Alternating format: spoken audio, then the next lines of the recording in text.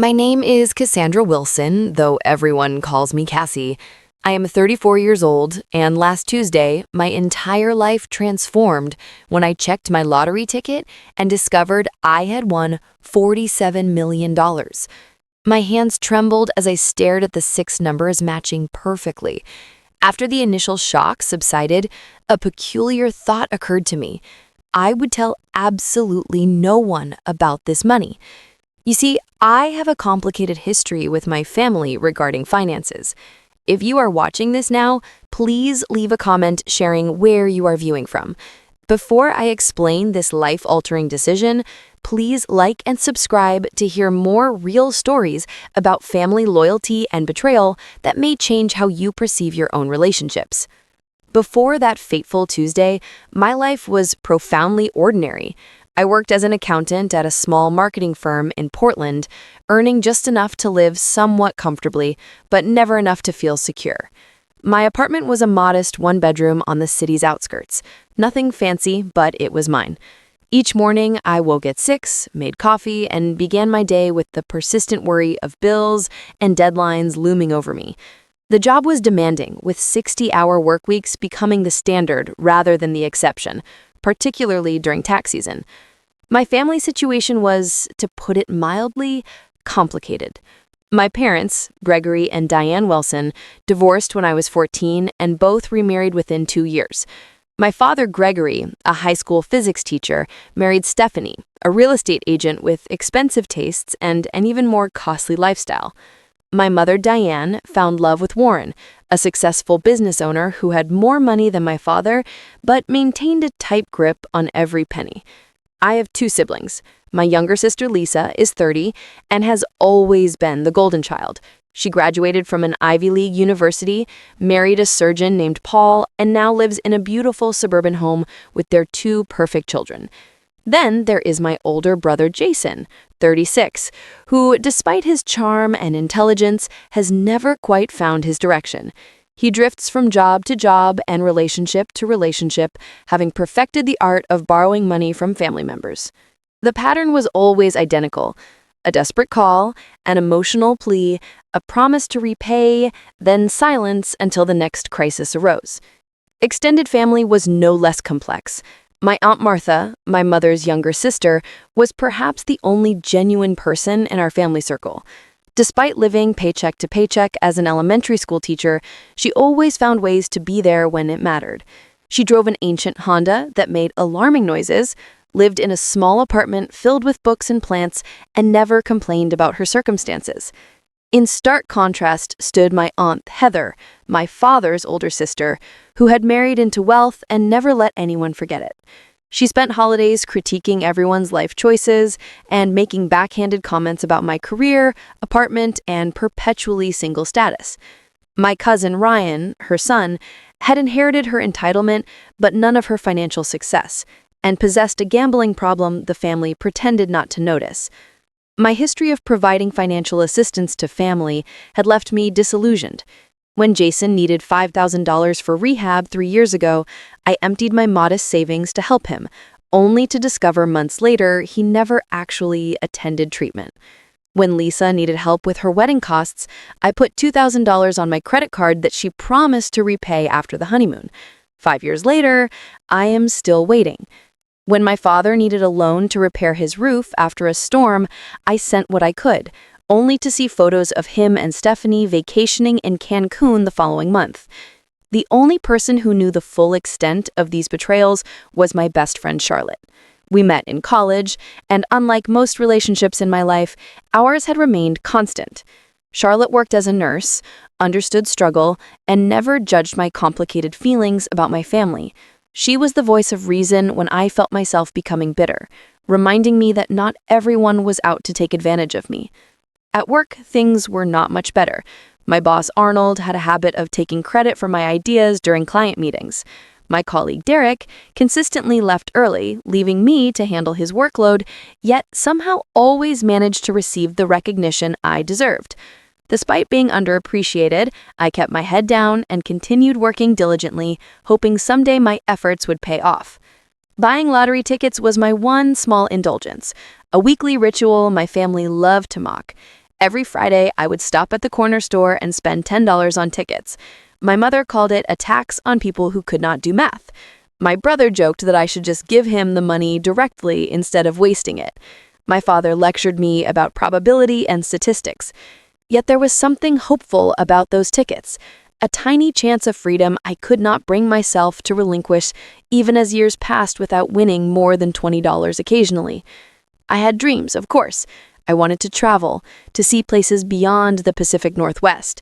I wanted to return to school, perhaps earn a master's degree in something I was genuinely passionate about. I wanted sufficient savings so an unexpected car repair would not trigger a financial tailspin. But these dreams seemed increasingly distant as I approached my mid-30s, still paying student loans and carrying a small but persistent credit card debt that never diminished despite careful budgeting. Each month was a delicate balancing act of bills, groceries, and the occasional dinner out with Charlotte. I clipped coupons, compared prices, and knew exactly which store offered the best deal on everything from toilet paper to coffee. I drove a 10-year-old Corolla that made a concerning noise when it rained, but couldn't afford to replace it. I had mastered the art of appearing perfectly fine while constantly calculating costs in my head, wondering whether I could afford to accept an invitation or needed to invent an excuse to stay home. This was my life before everything changed. Ordinary, sometimes difficult, occasionally lonely, but stable in its own way. I had no idea how a single piece of paper was about to completely upend everything I thought I knew about myself and the people I called family. The day I purchased the winning ticket was actually my 34th birthday. I had just finished a particularly grueling week at work where Arnold had yet again taken credit from my financial strategy that saved a major client thousands of dollars. I stopped at Gus's Corner Market as I did every Friday, but this time with a slight variation in my routine. "Happy birthday, Cassie," Gus called out as I entered. Gus was a kind older man who owned the store for 30 years. He knew all his regular customers by name and always had a friendly word to share. "Thanks, Gus. The usual, please, and maybe one extra for good luck," I said, handing him $20 instead of my typical 10. "Birthday splurge, huh? Maybe today's your lucky day," he said with a wink as he handed me my tickets. Instead of my usual quick pick, I decided on a whim to choose my own numbers. I selected my birth month and day, 3 and 16, my mother's birthday 12, my father's birthday 21, Martha's birthday 9, and Charlotte's birthday 30. 6 numbers that represented the most important people in my life, even those who had disappointed me. That evening, I ordered takeout from my favorite Thai restaurant, opened a bottle of wine Charlotte had given me as a birthday gift, and settled in for a quiet night alone. The lottery drawing was at 8 o'clock, but I barely paid attention as I scrolled through social media, seeing posts from acquaintances enjoying far more exciting birthday celebrations than mine. At 8:30, I remembered the tickets and lazily picked up my phone to check the numbers, expecting nothing as usual. The first number matched, 3. I smiled slightly. The second matched, 16. My heart rate increased just a bit. Third number, 12. Fourth, 21. By now, my palms were sweating. Fifth number, 9. I was holding my breath. Sixth and final number, 30. I stared at my phone for what felt like an eternity. This could not be right. I must have read something incorrectly. I checked again and again. I turned on the television and rewound to the live drawing. I watched as each of my numbers appeared on the screen, one after another. My hands shook so badly I dropped the remote. "No way," I whispered to the empty apartment. "No way." According to the lottery website, I was the sole winner of $47 million. After taxes, it would be approximately $28 million, an unfathomable sum for someone who had been excited earlier that day about a 10% off coupon for laundry detergent. I did not sleep at all that night. Instead, I spent hours researching lottery winners online. What I found was disturbing. Stories of winners whose lives fell apart after their windfall, families torn apart by greed, friends and distant relatives appearing out of nowhere with sob stories and outstretched hands. Winners who were bankrupt within 5 years, more miserable than before they had won. One article called the lottery the quickest path to losing everything you care about. As the sun rose, I made my decision. I would claim the money, but I would tell no one. Not my parents, not my siblings, not even Charlotte. At least not immediately. I needed time to process this, to make a plan, to understand what this money would mean for my life before everyone else tried to tell me what to do with it. That morning, I called in sick to work for the first time in 3 years and made an appointment with Philip Montgomery, an attorney specializing in financial planning and estate law. His office was in a downtown high-rise, and as I sat in the waiting room in my ordinary clothes, clutching my purse with the winning ticket inside, I felt like an imposter. "Miss Wilson," Philip greeted me, extending his hand.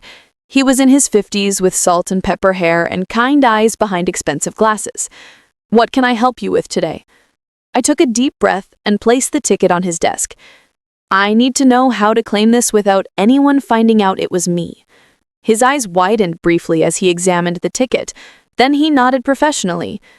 "I see. Well, you've come to the right place." Over the next 2 hours, Philip explained my options. In our state, lottery winners could claim prizes through trusts or legal entities that would keep their identities private. He outlined the process of setting up a blind trust, how taxes would work, and the importance of assembling a team of financial advisors to help manage such a large sum. The biggest mistake winners make, he told me, is telling too many people too quickly. Once that happens, there's no going back. I nodded, relieved that my instinct had been correct. I want to do this right. I don't want this money to ruin my life. As I left Philip's office with a folder full of documents and a list of next steps, I felt a strange mix of excitement and dread. I had more money than I had ever dreamed of, yet I could not share this life-changing news with anyone. I would be living a double life, pretending to be the same struggling accountant while secretly being a multi-millionaire. Over the next 2 weeks, I worked with Philip to establish the trust, claim the winnings, and set up investment accounts. We created a comprehensive financial plan that would ensure I would never have to worry about money again, even if I lived to be 100. The money was real now, sitting in accounts under my control, yet my day-to-day life remained unchanged. I still went to work, still complained about bills with coworkers, still drove my old Corolla. The secrecy was starting to weigh on me. I found myself wondering about my family. Would they be happy for me if they knew me? Would they respect my boundaries, or would they see me as nothing more than a walking ATM? The questions haunted me, and gradually an idea began to form. What if there was a way to discover how my family would react to my newfound wealth without actually revealing it? What if I could test their character before deciding who to share my secret with? Only then would I know who deserved to be part of my new life. The next day, I met with Philip again to ensure my finances were properly secured before proceeding with my plan. We had established a diverse investment portfolio, set up trusts for future charitable giving, and created a modest personal account that would allow me to access funds without raising suspicion. The bulk of the money was safely invested, untouchable by me. "Everything is in order, Cassandra," Philip assured me, sliding a folder across his polished desk. "You could stop working tomorrow if you wanted to." The thought was tempting, but I knew an abrupt lifestyle change would raise questions I wasn't ready to answer. "I think I'll stay at my job for now, at least until I figure some things out." That evening, I invited Charlotte over for dinner. As we sat on my small balcony with glasses of wine, I decided to share part of my plan with her. I couldn't keep everything bottled up, and I trusted her more than anyone. "I'm thinking about conducting a sort of experiment with my family," I began carefully. Charlotte raised an eyebrow. "What kind of experiment?" I took a deep breath. "I'm going to tell them I lost my job and need financial help, just to see who actually cares enough to help me when I need it." Charlotte's expression shifted from curiosity to concern. "Cassie, that seems manipulative. Why would you do that?"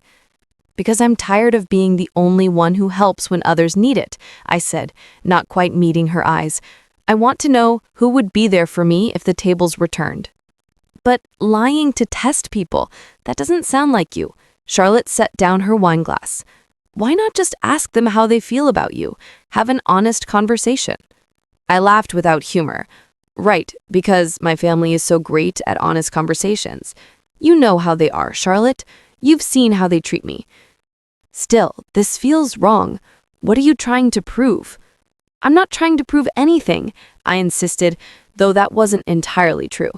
I just want to know who actually cares about me versus who sees me as a resource. Charlotte shook her head. I think you're going to hurt yourself more than anyone else with this, but I know that look in your eye. You've already made up your mind. She was right. I had spent that day crafting my story, making sure it was believable but not so dramatic that it would raise suspicion. I would tell everyone that the marketing firm I worked for had suddenly shut down after losing its biggest clients.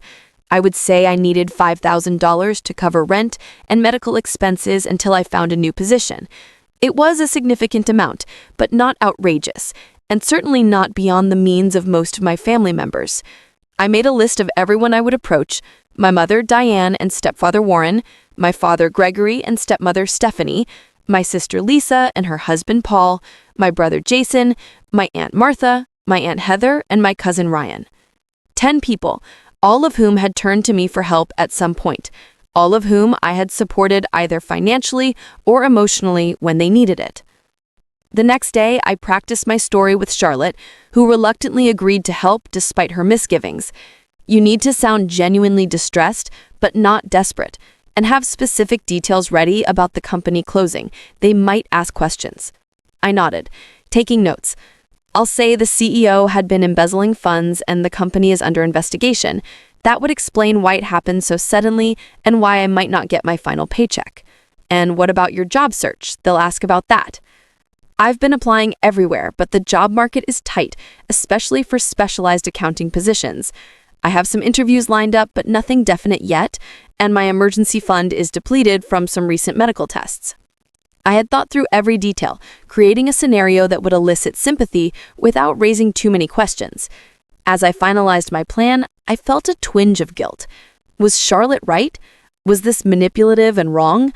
But then I remembered all the times I had emptied my savings to help these same people, often at personal cost, and my resolution strengthened. This wasn't just about testing them, it was about protecting myself in my future. I made a prediction list of how I thought each person would respond. My mother, Diane, would probably offer some help, but less than I needed. My father would lecture me about financial responsibility, but might send a small amount.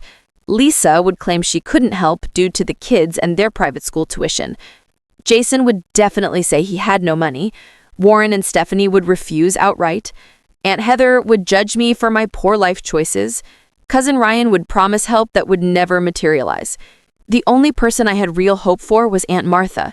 Despite having the least to give, she had always been the most generous with what she had.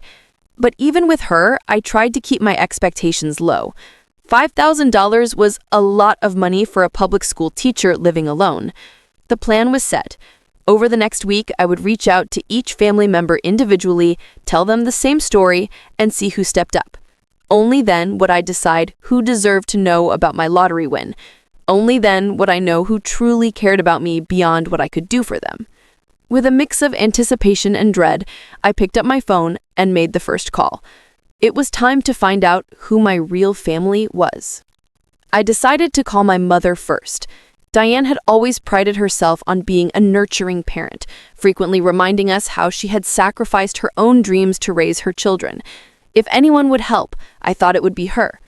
My hands trembled slightly as I dialed her number. She answered on the third ring, sounding distracted. "Hi, Mom," I said, intentionally making my voice sound strained. "Cassie, is everything okay?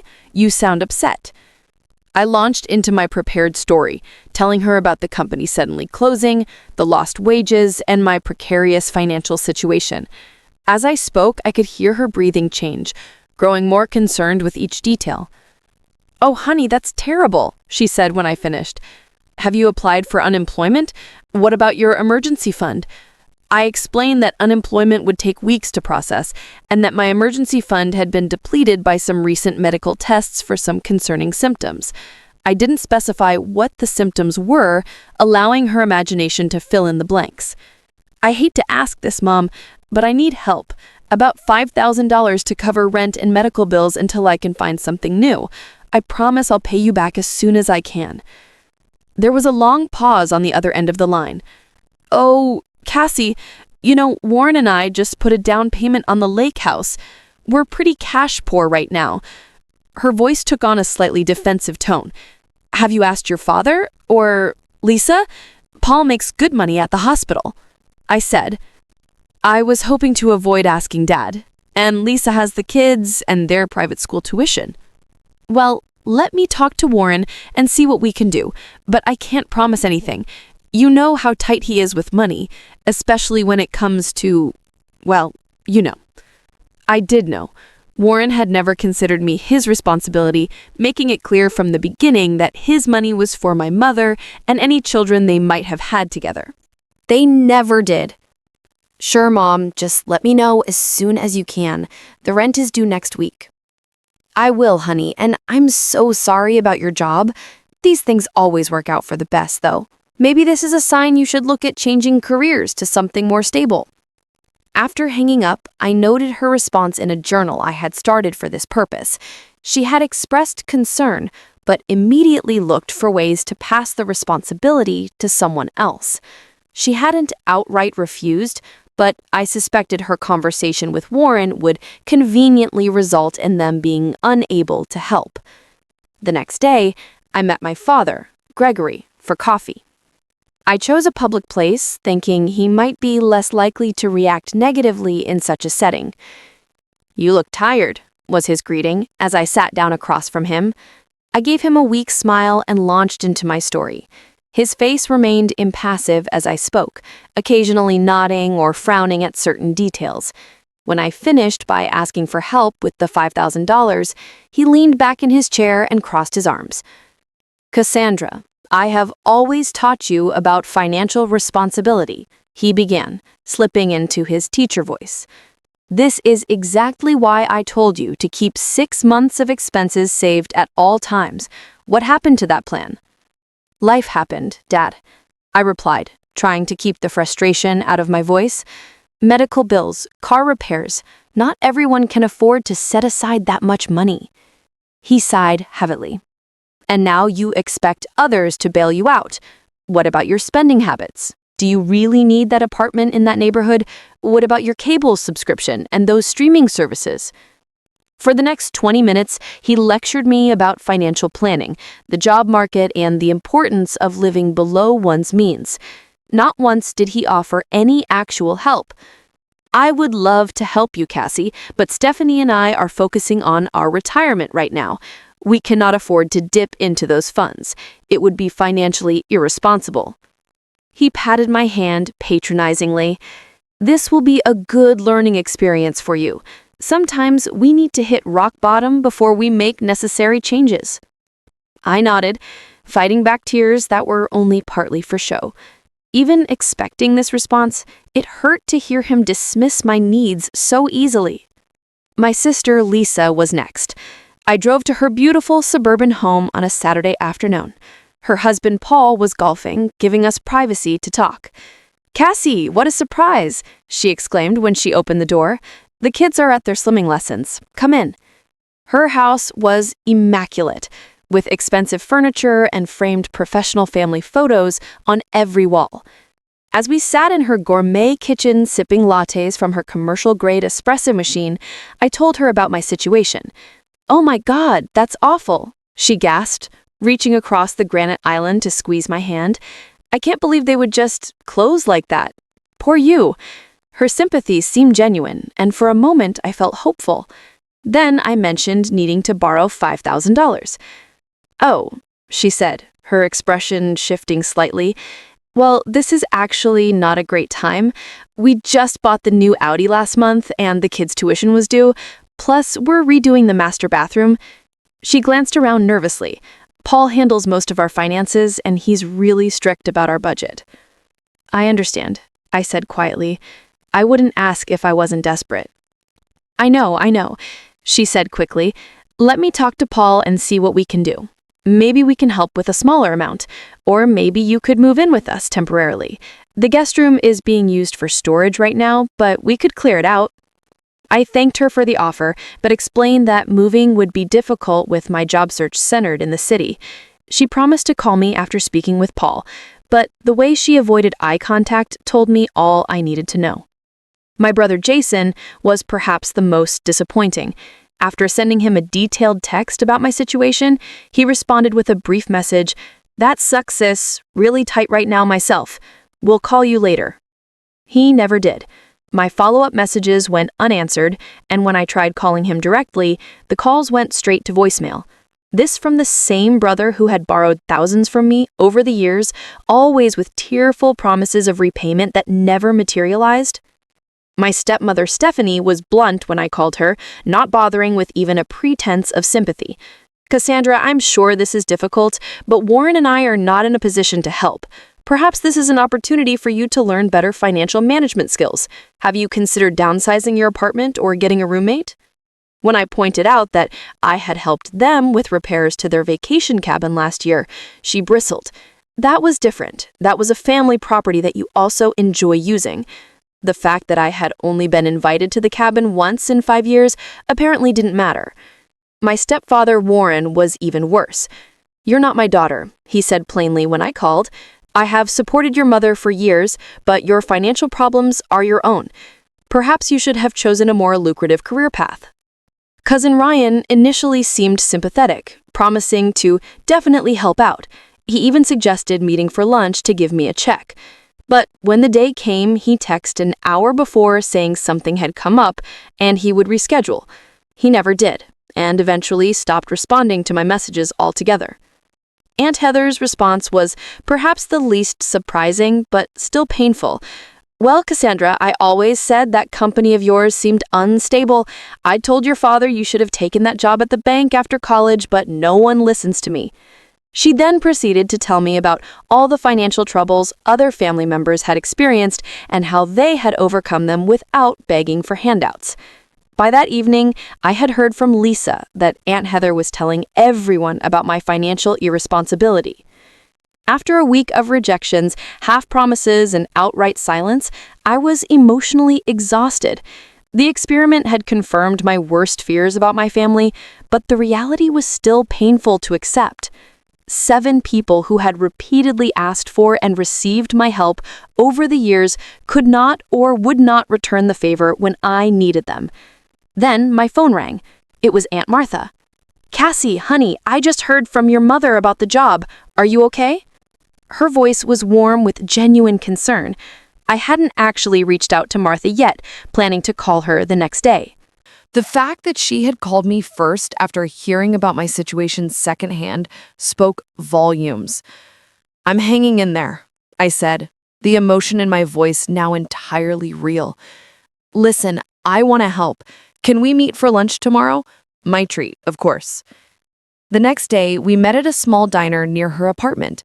Martha looked exactly as she always did. Her silver-streaked hair pulled back in a simple ponytail, wearing jeans and a cardigan with mismatched buttons. She hugged me tightly before we sat down. "I'm so sorry about your job, sweetheart. That company never deserved you anyway." As we ate, she asked thoughtful questions about my job search and offered to reach out to some former colleagues who had connections in the business world. Then, after our plates had been cleared, she reached into her purse and pulled out an envelope. "I want you to take this," she said, sliding it across the table. "It's $3,000. I know it's not the full amount you need, but it should help with the rent at least." I stared at the envelope in shock. "Martha, I can't take this. This is too much." "Nonsense. Family helps family." She reached across the table and took my hand. "And I want you to know something else. If you need a place to stay to save on rent, my sofa pulls out into a bed. It's not fancy, but you're welcome to stay as long as you need to." Tears filled my eyes, and this time they were completely genuine.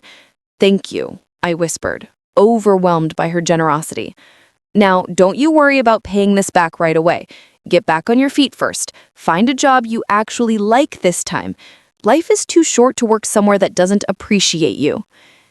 As we left the diner, Martha hugged me again. You're going to be okay, Cassie. You're smart and capable. This is just a bump in the road. Driving home, I clutched the envelope containing $3,000, more money than I knew Martha could comfortably spare. The contrast between her response and the rest of my family's could not have been more stark. The only person who had offered genuine help was the one with the least to give. After meeting with Martha, I did some research that left me stunned. $3,000 represented nearly all of her savings, and I discovered that she had been quietly dealing with complications from type 2 diabetes. Her medication costs had recently increased, and she had been picking up extra tutoring work to make ends meet. The knowledge hit me like a physical blow. Martha, who had so little, had given me almost everything she had without hesitation or conditions.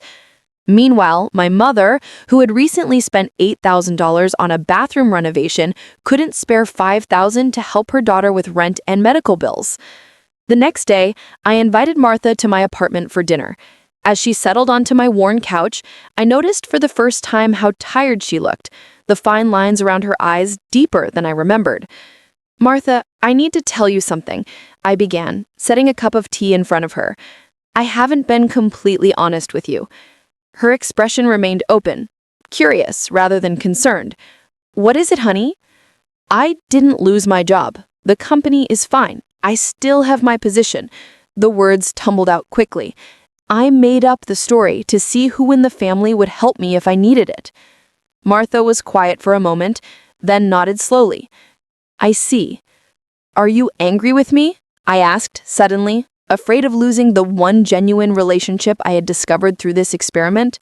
She considered the question. "No, not angry. Sad, maybe. Sad that you felt you needed to test people this way." She took a sip of her tea. "But I understand why you didn't. Our family hasn't always been kind to you. You were the only one who offered to help. Everyone else had excuses or just ignored me entirely." Martha sighed. "People show you who they are when giving becomes inconvenient. I learned that lesson the hard way myself." "What do you mean?" She set down her cup and folded her hands in her lap. "My ex-husband, Robert, did I ever tell you why we really divorced?" I shook my head. The family story had always been vague, something about growing apart. "I came into a small inheritance when my grandmother died, about $50,000. Not a fortune, but significant for us at the time. Robert immediately had all these plans for the money, mainly investing in his friend's business ventures. I smiled ruefully. I wanted to save it for our future, maybe buy a small house eventually. We fought about it for months. What happened? One day I discovered he had forged my signature and withdrawn most of the money. By the time I found out, it was gone, invested in a restaurant that failed within a year. She shook her head at the memory. When I confronted him, do you know what he said? That it was our money, not just mine, and he had as much right to it as I did, as if my name on the inheritance meant nothing. I was shocked. I had no idea. The family preferred the growing apart story, less messy. She reached for my hand. "The point is, I learned that some people see you as a resource rather than a person, and it's a painful lesson." "I'm so sorry that happened to you," I said, squeezing her hand. "It was a long time ago, but it taught me something important about money and relationships." She looked at me intently. "Money doesn't just reveal who others truly are, Cassie. It reveals who we are too. How we use it, how we share it, how we talk about it. It's a powerful mirror." Her words resonated deeply. In that moment, I made a decision. "Martha, there's something else I need to tell you. Something big." I took a deep breath. "I won the lottery 3 weeks ago. $47 million. Her eyes widened, but she remained silent, waiting for me to continue. "I haven't told anyone else. Not my parents, not Lisa or Jason, not even Charlotte. You're the first to know." "Oh, Cassie," she breathed. That's life-changing." "I know, and that's why I did this test. I needed to know who would be there for me without knowing about the money." Martha nodded slowly. "I understand that. But what will you do now? That's what I'm trying to figure out." The money is secure, and I have good financial advisors, but I don't know how to handle the family. Martha considered this. You know you don't owe anyone anything, Cassie. Not even me. But I want to help you, I insisted. Your medical expenses, a better apartment, whatever you need. She smiled gently. I don't need anything from you, sweetheart. I'm happy with my life. My apartment is small, but it's full of things I love. My car runs most of the time. I have my students and my books, and now this wonderful secret with my favorite niece. She patted my hand. Just knowing you're secure and happy would be enough for me. Her selflessness brought tears to my eyes. Here was someone who had given me almost everything she had when she thought I needed it, and now was asking for nothing in return when she knew I had millions. As we continued talking into the night, the contrast between Martha and the rest of my family became even more stark. While I had been conducting my experiment, word had spread through the family about my supposed financial troubles. Instead of prompting concern, it had mainly generated gossip and judgment. My phone buzzed with a text from my mother. Heard you ask Lisa for money too. You should have told me you were asking everyone. Feels like you're playing us against each other. Another came from my father. Stephanie tells me you've been calling everyone for handouts. This is exactly the kind of irresponsible behavior I warned you about. The family had transformed my request for help into evidence of my character flaws, rather than an opportunity to demonstrate compassion. And in doing so, they had revealed everything I needed to understand about the true nature of our relationships. The morning after my conversation with Martha, I met with Philip to discuss my long-term financial plans. Now that I had clarity about my family relationships, I could make decisions about my future with clear vision.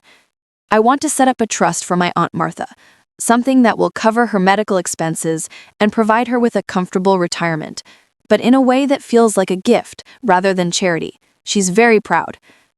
Philip nodded, making notes. We can structure it as a family trust that provides a monthly stipend. She wouldn't have to manage a large sum all at once, which can be overwhelming for someone not accustomed to wealth. Perfect.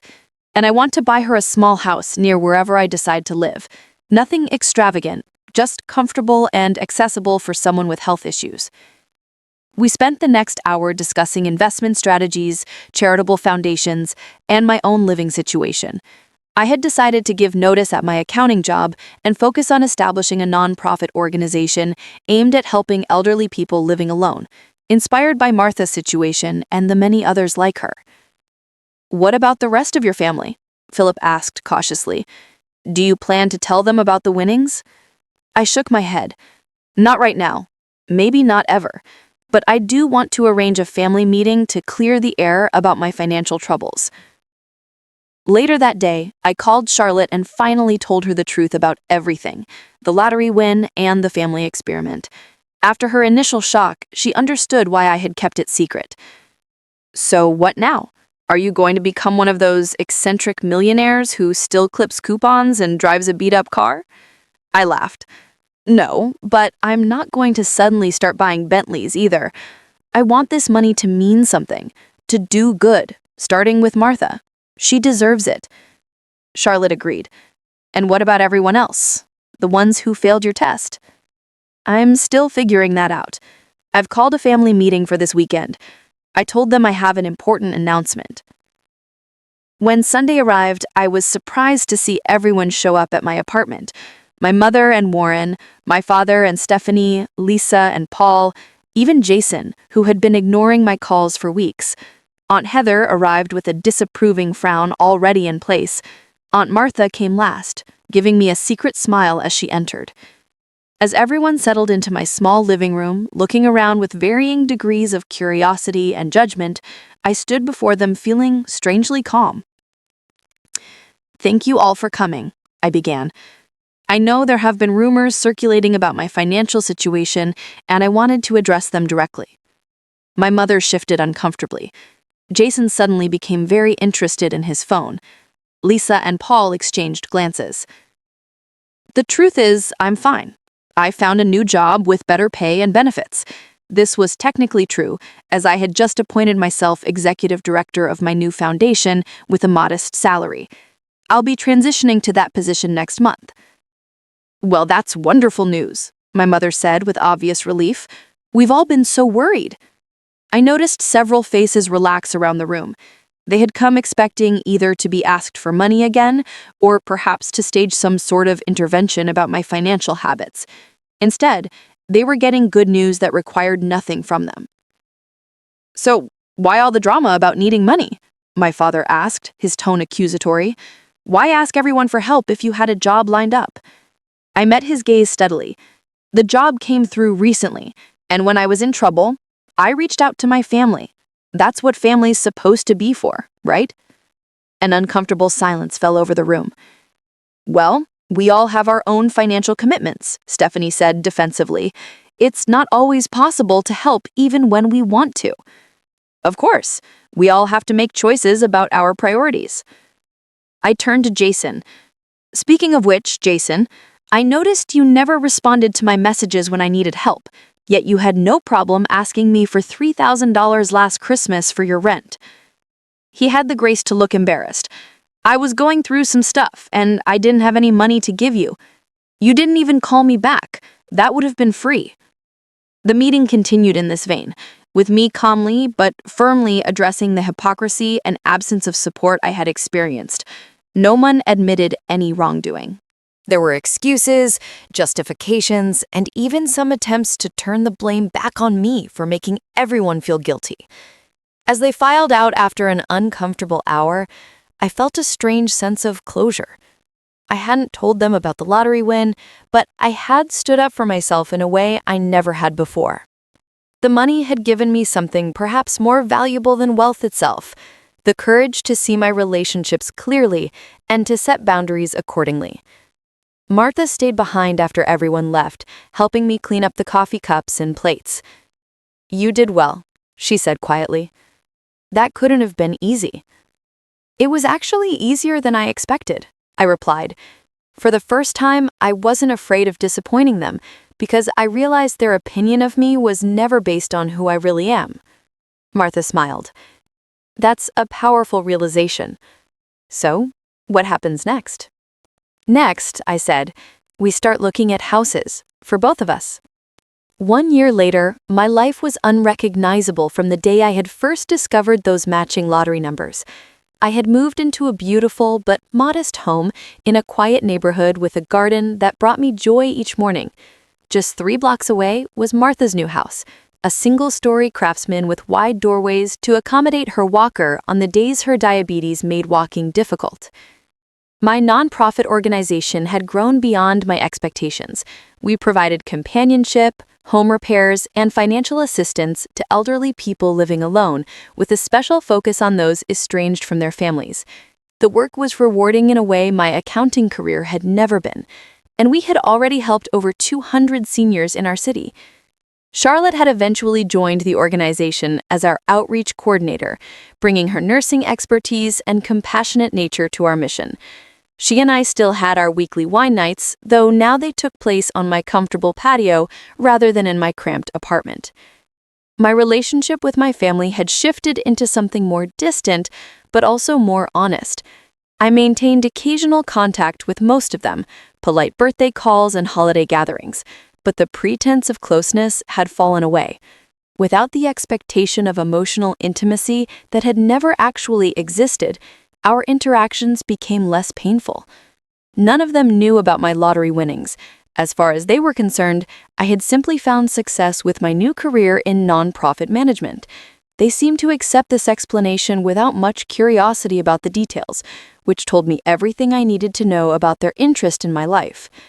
There had been moments of temptation to reveal the truth, particularly when Jason called asking for money for a new business venture or when Lisa complained about the cost of her kitten renovation. But each time, I remembered the silence when I had needed help, and the choice became clear. Interestingly, there had been occasions when family members genuinely needed assistance. When my father had a minor heart attack and faced unexpected medical bills, I anonymously paid them through the hospital's Patient Assistance Fund. When my cousin Ryan finally entered rehab for his gambling addiction, I made an anonymous donation to cover his treatment. They never knew the source of these gifts, and I preferred it that way.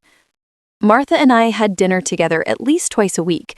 Her health had improved dramatically with proper medical care and less financial stress. She had retired from teaching, but volunteered at a literacy program 3 days a week, still sharing her love of books with children who needed it. "You know what still amazes me?" she said one evening as we sat on her porch, watching the sunset. "How differently everything could have turned out if you'd announced your lottery win right away." I nodded. The family would have suddenly become very attentive and loving, I imagine. And you would never have known what was real. That knowledge, painful as it was, gave you freedom. She was right. The experiment had been painful but illuminating. It had shown me who deserved a place in my life and who did not.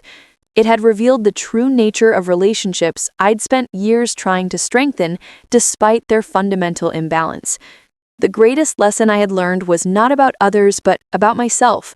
Before the lottery, I had defined my worth by what I could give to others, constantly trying to earn love through sacrifice and generosity. I had allowed myself to be used because I believed that was what family meant, what love required. Now I understood that real love, the kind Martha had shown me, did not keep a balance sheet. It gave freely without expectation of return, but it also respected boundaries and dignity.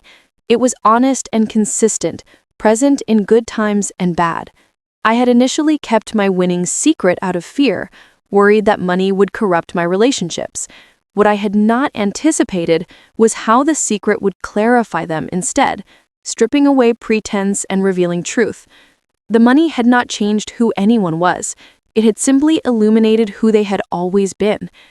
My life now was rich in ways that had nothing to do with my bank account. I had purpose through my foundation, genuine connection with Martha and Charlotte, and a hard-won understanding of my own worth that no external validation could shake. Perhaps most importantly, I had peace. The constant anxiety about finances that had been my lifelong companion was gone, but so too was the desperate need for approval from people incapable of giving it. I had built a life aligned with my values rather than my insecurities. Martha reached over and patted my hand, bringing me back to the present moment. "You did good, kiddo. Not just with the money, but with what you learned." I smiled at her, overwhelmed with gratitude for this woman who had shown me what family truly meant. I had a good teacher. As the sun dipped below the horizon, painting the sky in shades of pink and gold, I thought about the journey that had brought me here. From the shock of those matching numbers, to the pain of rejection, to the joy of creating something meaningful with my unexpected fortune. The money had changed my life, yes, but not in the ways I initially feared or hoped. It had simply given me the freedom to see clearly and choose wisely. The most valuable thing I had gained had nothing to do with millions in the bank. It was the understanding that the people who deserve a place in your life are not those who are there when you have everything to give, but those who stay when you have nothing to offer but yourself.